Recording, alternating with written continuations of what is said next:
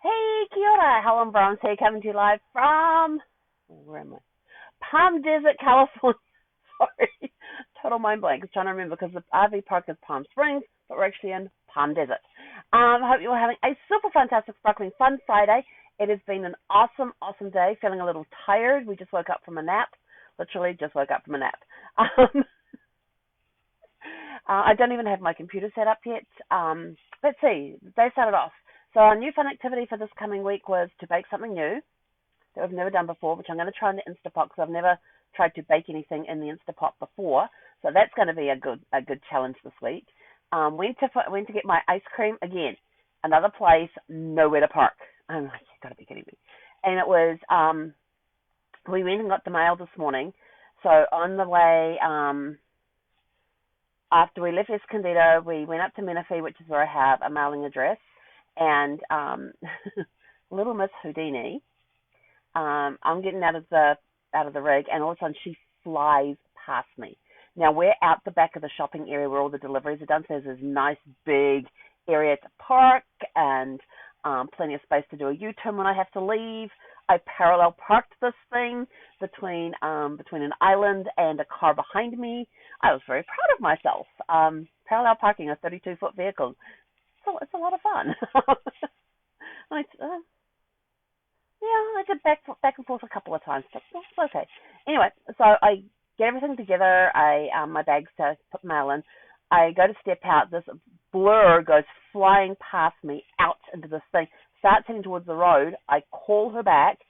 She comes out. She does this big loop of a circle. And so then I reach inside and I grabbed her leash, which was just on the recliner, which is just inside the door, and pulled it out, held the buckle up, and went, buckle up. And she comes running over to me and stops right in front of me and waits for me to buckle her up. I walk her back to the RV, put her inside the RV, take the leash off, and tell her to stay. She even had a treat. Before I left, I gave her one of her little treat bone things to chew on, and which was gone when I got back. So obviously she ate it. And then we got on the road again, and I knew that just down the street from where we were and the direction we were heading, there was a mom and pop ice cream place. And I thought, yes, I can do my ice cream trip. So we got down there, nowhere to park. I'm like, okay, was sure that there was this global pause thing going on. I have not seen, and yet wherever I have been driving, when I've been out on the freeways, when I've been going into shopping centers and everything else, you would not know there was a global pause on. It is here in California. It has been as packed as it has always been. Whenever I've been to any of the shopping centers that I went to today over the past week and everything else. I thought people were staying inside, staying away, and all that. No, it's like, and you go past office buildings, their parking spaces are full.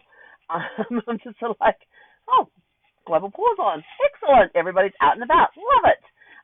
Even the shopping center that I went into to get some mail, I can usually find a parking space for the RV out front, and I take up 4 spaces. Nothing. It was packed. It's the first time I've taken the RV in there and not been able to park out front. So I drove around the back where I knew where the delivery area was, and there was some extra parking spaces back there, and I was able to park there. But it just surprised me how packed the shopping centers were. There's a lot, and I know that for California, this is the Friday at the beginning of spring break. But the traffic on the road, even the traffic driving to California last week, a couple of weeks ago, 10 days ago, was what it normally is. So, and sometimes when we've been traveling around on the road, the traffic hasn't been as heavy in some places. In fact, But then it surprised me because everybody's talking about everybody being in lockdown in California and everything else. I saw none of that. All the shopping centers full, all the roads just normal traffic flowing like it normally does. So it was kind of interesting after being away for. I haven't been back here since. Let's see, I was last in California in beginning of February last year is when I started my trip. And I come back, everything's the same as it was when I left. Yes, you see people wearing masks. Not everybody's wearing masks. Some people are wearing masks, some people are not. It's almost like a mask is optional thing around. But as far as traffic goes, people out there, I see no difference from when I left before the global pause all started.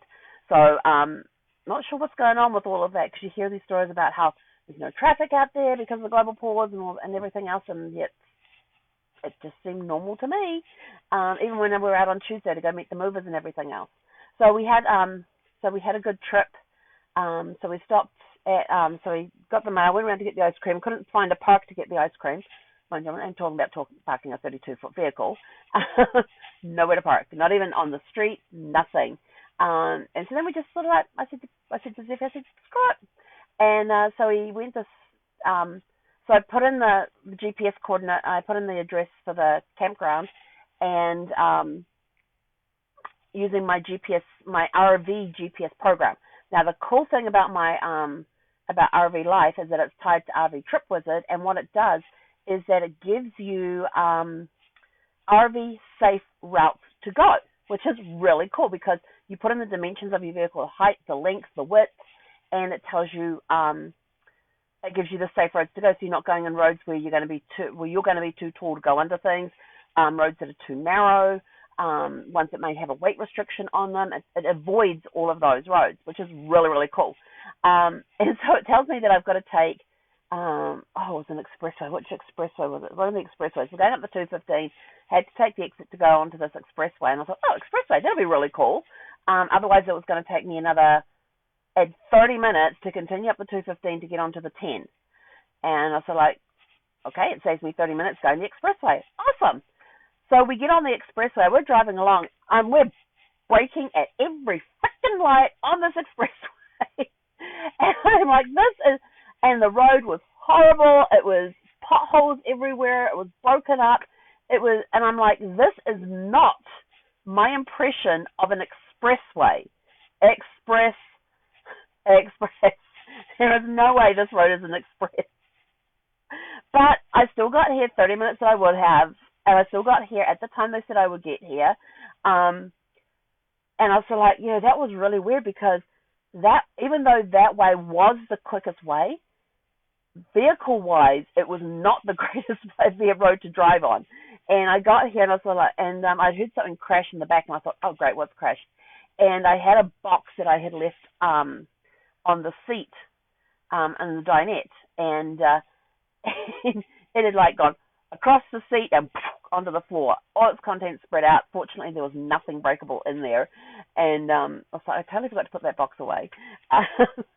But nothing else moved. That was the only casualty.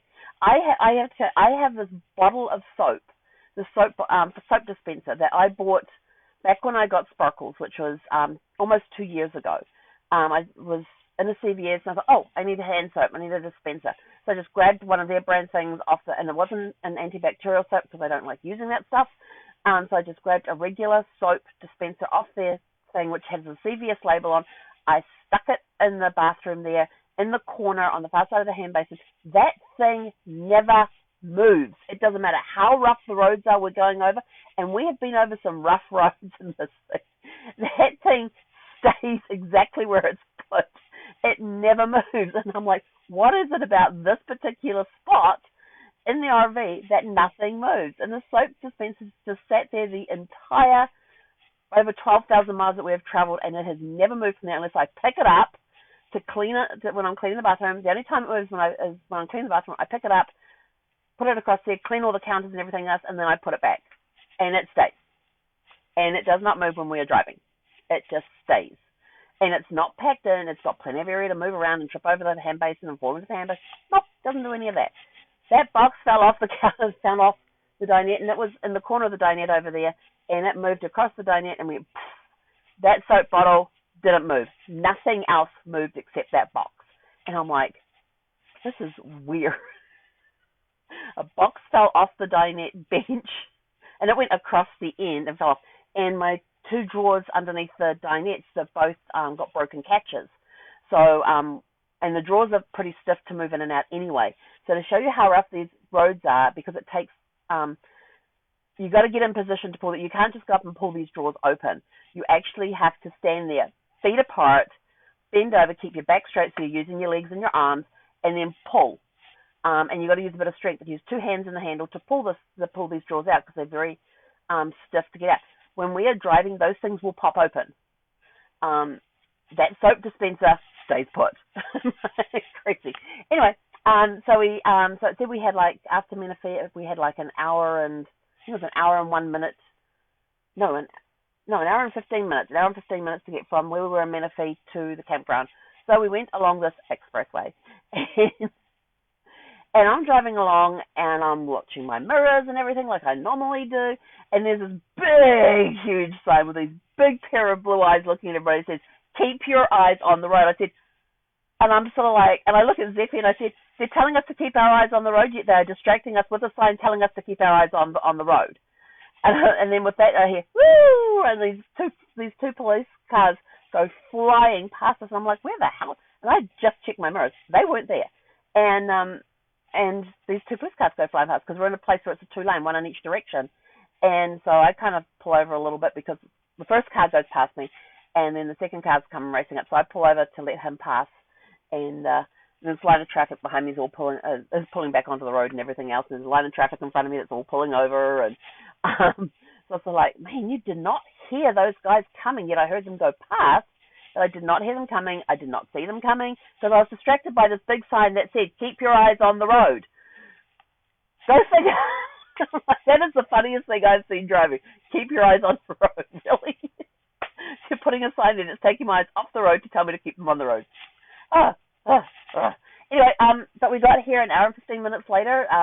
So apparently that was the expressway was faster than going the 10, but the 10 was packed in both directions, and a lot of trucks. I haven't seen that many trucks on the road in a long time, but there was a lot of trucks. But we got here, and this campground is first come, first served. You get to pick whatever site you want. They even give you a piece of paper. If I can quickly find it. They even give you a piece of paper that shows you how to park in the spaces. It's really quite funny. So apparently, because they want you to. So the guy gives us this piece of paper. I'm going to turn this around so you can see it. And this is where the RV goes. This is the asphalt driveway, and then this is the concrete pad of the picnic table. Here is your red stake, and it's right behind the septic connector, so you don't run over the septic connector. There's your electrical post at the back, and I'm sort of like, okay. And then you turn it over. This is the correct ways to park on your lot. These are the incorrect ways to park on your lot. Oh, no, that's brilliant. But they actually have here, they want a fire lane in the back here, and they want you to keep 18 inches between the back of your vehicle and the thing. So when I get on the site, so I'll go back here to this little drawing. When I get on the site, no red stake. I've got a palm tree here. I have a palm tree here. So I've actually had to park forward so that I can get my slide here for the bedroom out. And my electrical post is not here. It's over here, along with my water connector. But I almost ran over the septic thing because there was no little red stake. When I went out to check to see if I was on the site correctly, I needed to move over this way, which was fine. But I couldn't find the septic connector, and it's because it was about this far, the wheel was about this far away from it, which I saw in the sand afterwards, because where you park the RV is actually sand. And then you got the asphalt driveway. So when I went back out and I had a look, I went, oh, there's my connector. And I'm like looking, where the heck's this red stake? And I saw the sewer connector in there, and I was like, and I looked at my tire tracks and I went, ooh, I nearly ran that thing over because there was no stake there to show me that it was there. But we got on the site, and we're just close to the laundry. So we've already been out for a walk. Zeffie's got a live has a Facebook Live on her page about the dog park that's here. And there's a little yellow card that we had to go drop off at the ranger station to let them know what site we're on. And so, so after I let her park, we went over to the laundry, and just to see, are there any machines free? There was like about 5 cars parked in front where the laundry is, people that have driven over there to do their laundry. We've been watching people walk backwards and forwards all day with their laundry, and I'm like, okay, what time does the doors open? What time do they close? It says last load is to start at 6:30. The doors close at 8 o'clock, and they open at 8 a.m. Oh, great. And there's all these people inside. I could see probably 1, maybe 2 machines free, but I don't like going in when there's a lot of people in there, seeing as I'm unable to wear a mask, and it's got it had this huge sign on the door that said masks are required, and I'm like, okay, I definitely do not want to go in when there's a lot of people in there, a lot of families around here, so I will have to figure it out. So I may be running over it, and it's like 3 sites, yes, 2 sites to the building that it's in, and then it's around behind the back of the building. So it's not far from here at all. It would take me like 2 minutes to walk there. So I can go put laundry on, come back, and because it's all run from an app on the phone will actually ding you when your machine is in the final rinse. The final spin, which is kind of cool. So I don't have to stay over there. I can just go in there, put my washing in the machines, come back, wait for the thing, but of course I always put my timer on anyway because it seems the app time is kind of a little off. And then I go back and switch it out to the dryer and all of that. But there was a lot of people standing inside talking, and so I just stuck my hand. Also had Zeffy on the list. So I just stuck my head in the door to see how many machines were there and if there were any open. There was, like I said, a couple are open, but a lot of people inside, and a lot of people sitting in their cars outside waiting. One woman was sitting in the back seat watching a DVD on the DVD player in the back seat of her SUV while she was waiting for her laundry to finish. So I thought, okay, obviously that's not going to work tonight. And they start at 8 o'clock in the morning, and I'm supposed to be on a training session tomorrow morning at 8 o'clock, and I'm like, I really need to get my laundry done. But all we've done since when we've been here, when we've been out here, like getting set up, was just people were just walking past with their carts full of laundry to the machines and walking back and forth, and it's just been this constant stream of people. So I feel like may have to wait till I get to my next stop, get some more laundry done. So I've been doing a little bit here and a little bit there, but I didn't get any done while I was in Escondido because those machines are horrendously expensive. There's the smallest washing machines capacity-wise that I have seen in any of the 56, 57 campgrounds that we've stayed in the last 2 years, and they're the most expensive. So I definitely wasn't doing that. Plus, I had to walk down a large hill to get there, and with my foot, how I'd stretched all the tendons and that on Zeffy's toy, walking up and down hills is not an option right now. The swelling's come down on the foot, which is awesome. There's still some tender places there. We can comfortably walk around as long as we're on a level surface. If we're on uneven surfaces, it kind of twists the foot a little bit. It gets a little uncomfortable, especially if it's around the ball of the feet. Then if you got like when I'm walking in here and I go from the vinyl onto the carpet, that joint between the vinyl and the carpet, if I'm on that and my foot's on an angle, that can hurt. So it's just very careful watching where we go, where we step, making sure that we're walking on level areas as much as possible. But yeah, so we're here, we're in for a couple of days, and we seem to have cell service, and we seem to have internet service, so it's all good. But yeah, this is our second time staying here.